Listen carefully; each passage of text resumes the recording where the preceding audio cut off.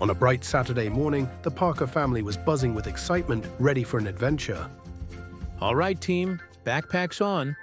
Let's explore the wonders of nature. Oh, look, Mom.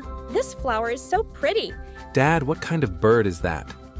That's a robin, Tom, and this leaf lily is from a maple tree. See how big and perfectly shaped it is? Let's pause here. Close your eyes and just breathe in the fresh, clean air. How does being surrounded by all this beauty make you feel, kids? What do you love most?